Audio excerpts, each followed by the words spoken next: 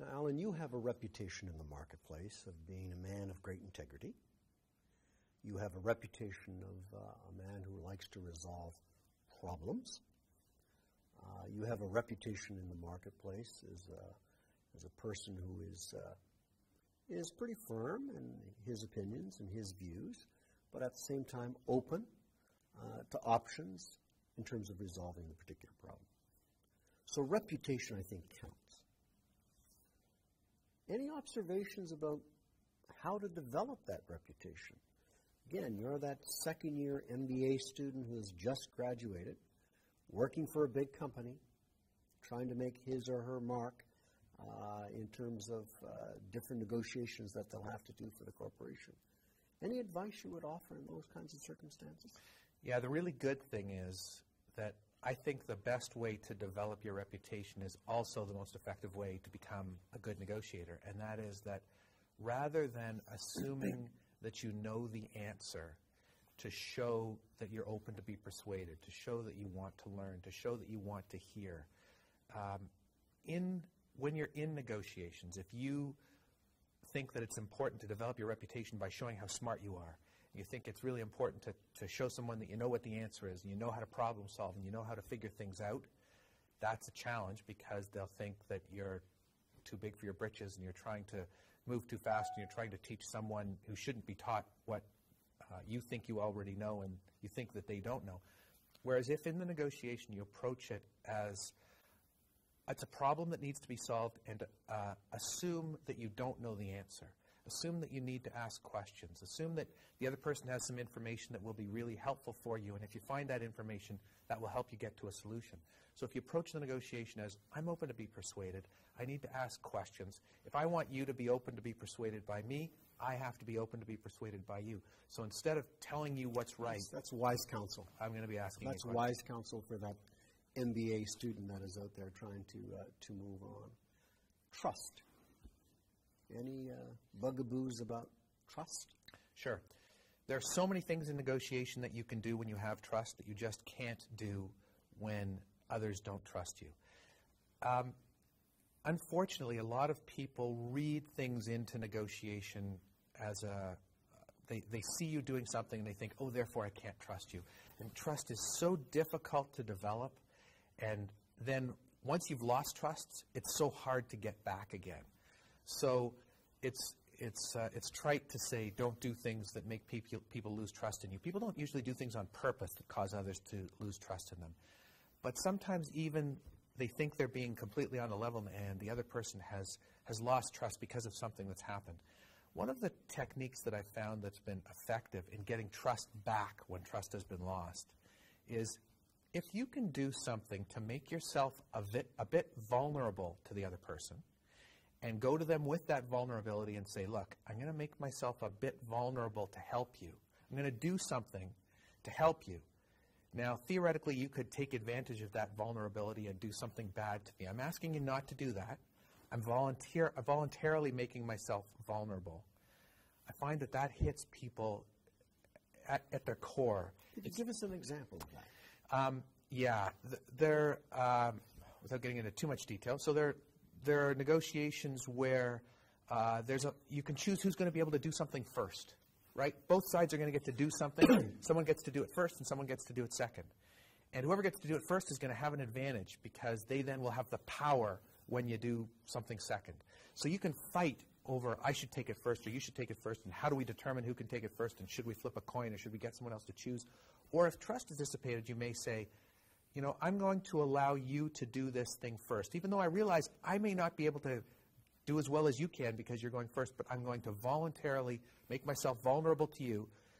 Once you have the power, I'm asking you not to take advantage of me. Once you've got the benefit of going first, I'm asking you not to take advantage of me and let me have my turn. And I've made myself vulnerable. I've shown that I could have fought to go first, but instead I'm letting you go first. Very good. Very good. Communications. Yes.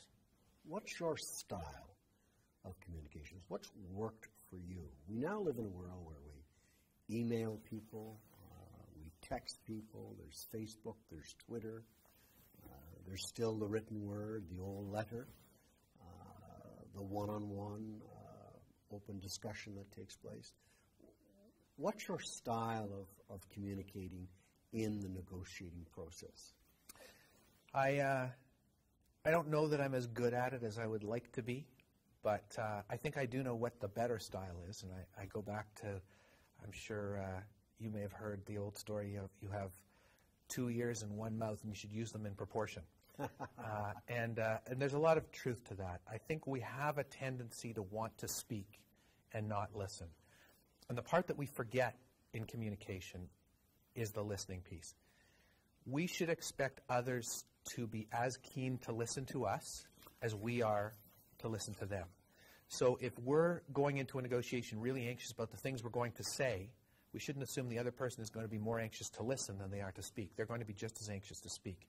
If we show other people that we can listen to them, and not listen to them in a judgmental way to say you're wrong and here's why you're wrong, but rather, I want to hear what you have to say. I'm open to be persuaded. I want to understand. I want to ask questions about what you're saying. If we show them that we're listening to them, they're far more likely to listen to us.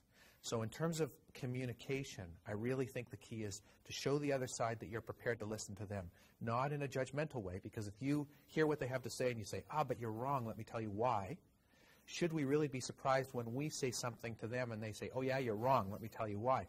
They're doing exactly the same thing that we did. So if we show, when we hear something that we think is wrong, instead of saying, that's wrong, let me tell you why, we say, okay, I want to find out more about that. I want to explore it. I'm open to be persuaded. Tell me why it's fair. Explain to me how you got it. How did you come up with that number? Does that work for you? Absolutely, 100%. So when you're involved in a negotiation and you're listening to a person who is talking on and on about a particular subject matter, and you think that they may not be right, you drill down to try to get clarification, better understanding of that. I try to show them that I'm open to be persuaded by them. I'm not going to say no. I need to be shown how that's fair. I need to be shown how that's going to meet my needs, meet my interests. I'm not going to be coerced. Just because they're saying something doesn't mean I'm going to say yes to it. I am prepared, though, to explore it with them, to try to understand it, to make sure that I really know. I'll have a chance at the end to talk about why I think it might not be fair, why I think it might not be appropriate, might not meet my needs. I'm not going to start out with that, though. That's the mistake we make. We usually hear something and we want to start out with why it's wrong instead of starting out with the listening, starting out with the understanding. We can always get to later why it's wrong, why it's not working. But sticking with the communications, we're now in a world where people don't pick up the phone as often as they did in the past. Right. They send that email with the 4 or 5 attachments, or they send a text, which sometimes can be interpreted as being very rude because of our limited experiences with texting. How do you handle those situations in terms of can't listen to that? As I'm sure you know, David, lots of studies have been done to where experiments have been done in terms of negotiating people, where people get in the same room and negotiate. Other people are negotiating by email or negotiating by phone, and they determine the effectiveness of each style. And there's no question that far more deals are reached when people meet in person than on the phone, and then another level to email or other in-writing communication. So it's, again, it's almost trite to say if one can meet in person, you're more likely to get a better deal and get a deal than if you communicate by phone or by email. By phone, you're more likely than by email. It's sort of interesting when we, a number of negotiations I've been involved with where you have groups and then individuals from the groups who go and then meet with each other and then go back to their groups. And the dynamic, it's extremely consistent. The people who are going in to meet with the other side develop a rapport, develop a relationship, understand the other side, go back, and they're the ones who are often trying to be more moderate, and they understand they're trying to sell. The people back in the room who haven't gone into the one-on-one negotiation, they're tougher, they don't believe them, the other side's lying. I don't think they're lying. I saw them, I was with them. I don't think, they're lying, they just tricked you. So when you get these face-to-face negotiations, it allows you to make a connection that you can't make on the phone, and certainly on the phone, it allows you to make a connection that you can't make when you're communicating in writing. Tell us about trying to deal with difficult people. Not necessarily people who have a different viewpoint of the world, but people who go into negotiations who are just difficult. We teach an entire course on how to deal with difficult people. So it's a big topic. I'm not sure it's one that has a 2-minute answer. Okay, we'll give you 2 minutes and 30 seconds. Okay. I think the most important thing is to realize no matter what you do, you're not going to change the other person. That's not the objective. The objective isn't going to change someone and turn someone who is difficult into someone who is not difficult. What's usually happening is you perceive them to be difficult because they're triggering something in you. There's a button that they're pushing in you that may not be pushed in everybody. And some people may not find this person difficult because it may not push that button in them that it's pushing in you. So the first part is figuring out when you feel like they're being difficult, what's going on? Are they challenging something that you believe about yourself in terms of your identity? Or are they doing something in a way that is bringing up something for you that you find problematic for some reason? What's the difficulty in you that's happening that's causing you to find this person to be difficult? And then once you realize what's going on inside you that makes you feel like this person's being difficult, then you can say, okay, what techniques can I use? What tools can I bring to the table to deal with this type of person, given that this is being triggered in me? And obviously, depending on the kind of behavior that you find difficult, there are different tools, different techniques you can use. Can you give us one little example? Sure. I can make one up, or if you want to give me the difficulty, I can give you the example. Go ahead, you make one up. Okay. So if the difficulty is someone is anchoring, someone's not moving, they're taking a position, and they're being firm, and no matter what you say, they're saying, I don't care, it's my bottom line, I'm not moving. And you say, what about? No, I'm not listening to your what about. No matter what you say, they're not listening. So it's getting you frustrated, and you're thinking, why? And you think, okay, I believe people should be more flexible, and they're not being flexible. So how can I change the environment to try to get to where I need to get to, and try to have myself be more comfortable in dealing with the situation? So maybe that's talking about, all right, maybe your answer is a good one, this position that you have. Explain it to me. How do you come up with it? How is it fair? Because if you can persuade me that it's fair and I can afford it, I'll accept it. And all of a sudden, I'm open to be persuaded. I'm not fighting them on it. Or maybe there's a technique where you treat someone's firm position as an option. So they say, my position is I'm only going to pay $100,000. You say, okay, that's one possibility. Another possibility is that if we look at what this material has sold for in the past, it seems to have sold for in the $200,000 to $300,000 range. I don't care. It's only $100,000. Yeah, $100,000 is one option. Or if you look at what we sold this to other clients for a month ago, it was sold for $220,000. That's another possibility. I don't care what that possibility is. It's $100,000 and that's it. Yes, I know $100,000 is one possibility, and $220,000 is another, and somewhere between 2 and 3. And we keep treating, and eventually we get to where they can come around to the idea that, okay, we have to figure out from among these different possibilities which one we're going to choose. Very good, very good. In terms of... was that about 2.5 minutes? Yeah, 2 minutes and 15 seconds. Okay. In terms of the person that you're dealing with across the table, right, and they have a different view of the world than you do. They're not being difficult for the sake of being difficult, but they have some real principles that they hold very dear. Your observations on that? Yeah, I think a couple of questions in there. I'm going to deal with the last part first. Someone says it's a matter of principle. One of the things that I hear absolutely all the time, it's a matter of principle. For me, I always have to drill down into what does that mean. Does that mean, and I don't say that this way to people, but I'm sort of shortcutting, but I think for some people that means I think I can play God and teach people a lesson. I think someone has done something wrong, and it's my job to teach them a lesson. And I think through a discussion of what's really going on here, is there really any chance you're going to teach them a lesson? And usually they think no. At the end of the day, is it your job to teach them a lesson? And they usually think no. And sometimes a matter of principle comes down to, I just want to teach someone a lesson. A lot of times it's, I have to be able to live with myself. And if I do, I can't live with myself. The discussion I have with people there is, if you don't feel comfortable about what you did, and you have to do something today in order to live with yourself, then I'd ask you to think about why you're not comfortable with what you did in the past. If you are comfortable with what you did, then what you do today doesn't have anything to do with whether you can live with yourself, because you're comfortable with how you acted in the past. And whether you resolve this conflict a particular way or don't resolve it a particular way, if you're comfortable with what you did in the past, you're comfortable with what you did in the past. And until your dying day, you can be comfortable with what you did. If you're not comfortable and you need to do something today in order to feel comfortable, then I'd say, what is it that happened in the past that makes you not so comfortable? You can't live with yourself unless you do something today. What is it about something today that's concerning you in terms of what you did in the past? So when people say matter of principle, there's usually something else going on there, and the key is exploring the something else. So that's the second part of the question about what do you say when someone says it's a matter of principle. The first part is someone just philosophically has a difference. Someone's just coming from a different place. And I know I'm going back to the same points again, but I'm doing that because I believe they're the important ones.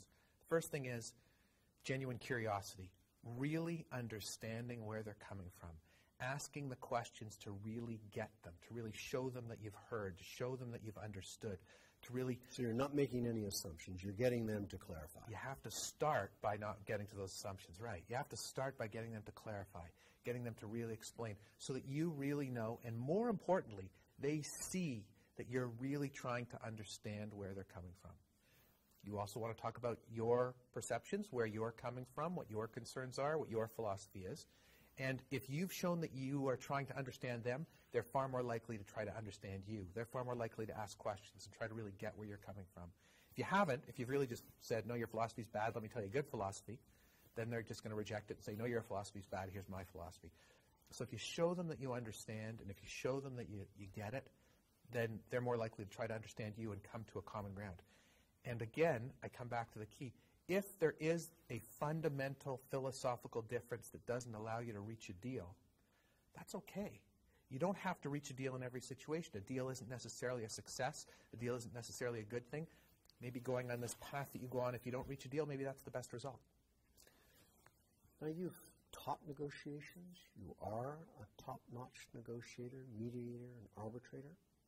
When you look at... You keep complimenting me. Yeah, you gotta stop this. Got to get ready. From your perspective, what are the 5 or 6 ingredients that go into making a great negotiator? The most important quality, I think, that great negotiators have is genuine curiosity. So for me, that would be the top of the list.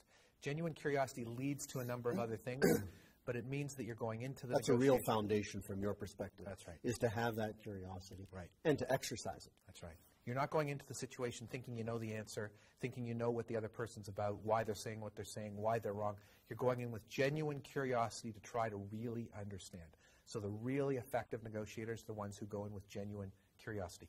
The other things I'm going to talk about really flow from that. So in terms of communication, you're showing them that you're listening to them so that they are more likely to listen to you. So you're asking them questions. You're getting clarifications. I'm sort of smiling when you say that, but it's been my experience that it works. Yeah, absolutely. I mean, if you're genuinely interested in what someone else is saying, they're going to be interested in what you have to say. I absolutely agree. This isn't just theory. This is real. It is. If you do show that you're open to their ideas and you're open to be persuaded by their ideas, it completely changes the environment. They then become open to be persuaded by your ideas.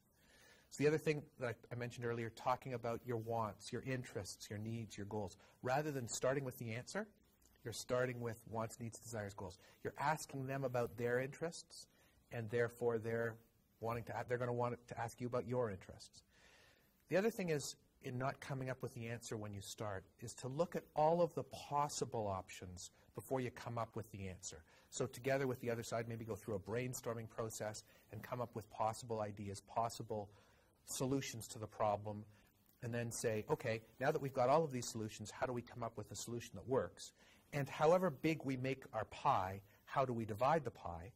And that leads to looking for standards of fairness, objective criteria, standards of legitimacy, external standards that you can apply to the situation and say, here's how we can divide this pie in a fair way.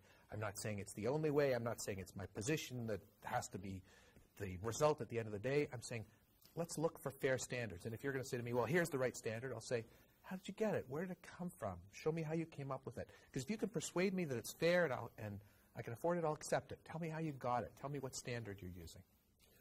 Accountability. I would assume that when you make an offer or a request, you want to account. You want to explain the rationale for your request. Do you make others accountable to you when they make different requests? Yeah, I mean, I probably, I'm not sure I use the term accountability, and I think of that more as standards of, objective standards. That if somebody is saying, here is the right answer, I try to have a bit of a knee-jerk reaction to say, how did you get it? Where did it come from? What's it based on? And if I'm putting forward something that I say could be an answer, I'm going to make sure that I have a reason for it. And I was actually just talking with someone yesterday about a negotiation that they were having where they said it was a particular situation where they were selling their house, and they said how much the real estate agent was, I think, taking a proper approach. And they said, how much do you want to sell your house for? I said, this is the amount that I want to sell my house for. And the agent said, why? He said, well, because that's what I think it's worth. The agent said, okay, why is it worth that much? Well, because I just feel it's worth that much. He said, have other houses in the area sold for that much? Well, no, but I feel it's worth that much. On what basis? And then the key is, I said, the next part of the question is, why isn't it worth more? And that's a really hard question for people to answer. When they say, my house is worth $1 million. And you say, well, all the houses in the area have sold between $600,000 and $700,000. Why do you think it's worth? Well, mine's special. It's worth $1 million, and that special is worth something, so I think it's worth $1 million. So I'd say, okay, why not $1.1 million? Why is your special only worth $300,000? How did you come up with that number? Because if you say, why not 7, they'll say 7's not enough. You say, why not 1.1? They won't say, well, that's not enough. And then they realize there has to be some basis for it. Otherwise, you're just pulling a number out of the air. And if you're going to pull a number out of the air, you can pull any number in the entire world. So if I'm putting numbers forward, I'm going to base it on something. If someone else is coming to me with a number, I'm going to ask for the basis. Not in a challenging way as though I don't believe it, but in a way just to say, I just need to understand, where's that coming from? How did you get it? Yeah, is it an objective material, whatever? Yeah. Yeah. Or is it a number you pulled out of the air? Our time is pretty well gone, but I want to ask this final question. Sure.